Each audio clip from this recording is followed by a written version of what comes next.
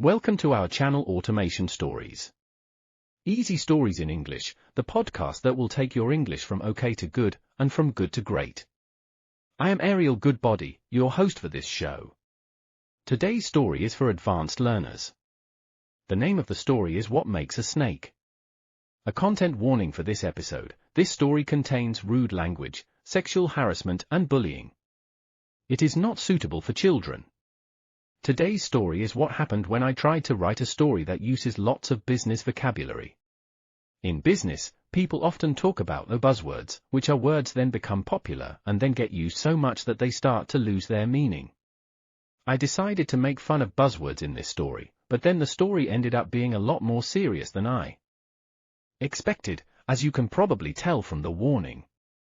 Anyway, this is a long story, so let's get right into the vocabulary explanations. Sam worked in marketing, and like most people who worked in marketing, he hated his job. At Core Incorporated, a company which worked only on the most ridiculous marketing campaigns, he worked in the most ridiculous department, the Synergy Snakes. All the departments at Core Incorporated followed a similar theme: the publicity pigs, the management monkeys, the technology tigers, the strategy sharks. It was quite a risky naming system. But fortunately all of the publicity pigs were fit and healthy. There weren't any black or Asian employees in the management monkeys or technology tigers, and the strategy sharks had never bitten anyone's legs off so far. Sam very much did not feel like a synergy snake.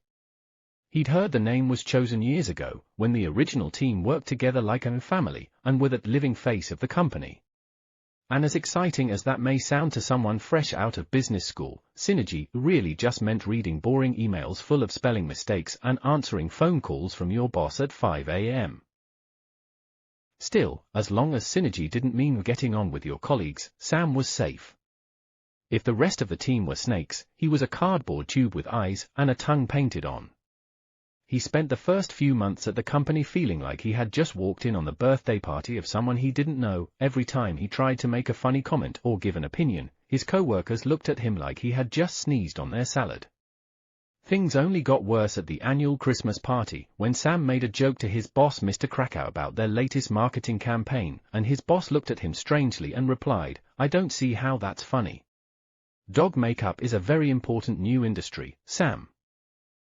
If you were a dog I'd put makeup on you." And then all the people around him sniggered. Sam was so embarrassed that he went and ate 5 slices of snake-shaped cake, not knowing it was filled with champagne cream. A few minutes later his dinner of caviar pizza promptly decided that while it had been nice to visit, it wanted to live outside of Sam's stomach rather than inside. As Sam watched a mixture of food and blood disappear into the toilet, he realized something: snakes weren't into synergy. Real snakes were cold-blooded killers. Snakes worked alone. So why not be the most snake-like of all? When he came back to work in the new year, Sam walked into the office, looked at no one, greeted no one, and slid straight into his chair. His heart beat like a teenager smoking their first cigarette. He was sure that at any moment his line manager Wendy would come and have a tough chat with him. "A hello costs you nothing" was one of her favorite phrases.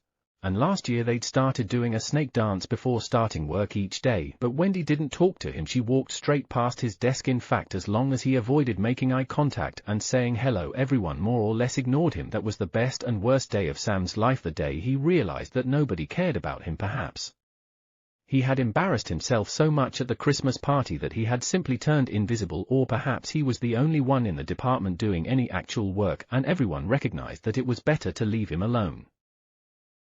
While they talked about the latest Netflix series and did afternoon snake yoga. It was a thrilling feeling. Yes, he could get hit by a car and nobody would notice until he missed a deadline, but at the same time, he didn't have to take part in their stupid games. But after several months, the joy of the discovery wore off. Sam was certainly more relaxed now that he didn't have to pretend to be a synergy snake, but it was like spraying a toilet with Febreze and saying you'd cleaned it. At the end of the day, the place was still full of shit. One particular Monday, a few years later in June, Sam slid into his chair as usual and saw that he had an email from his boss, Mr. Krakow. He signed the email with the Krak, the name he forced them to call him. Mr. Krakow was Polish, although you wouldn't know from his perfect English, packed with all the awful business terms that came in and out of fashion like jeans. Sam doubted Krakow was his real name, because it was like an English person being called a Mr. Bristol, or a French person called a Mme Marseilles, but given their interaction at the Christmas party, he thought it was best not to say this. The email was short: emergency stand-up today 9:30 in the forest. Crack stand-up was one of those fashionable new terms. Sam opened a file called Snake to English Dictionary to remind himself what it was, a kind of meeting where they weren't allowed to sit down. Wonderful! The idea was that the meetings were short and happened every day.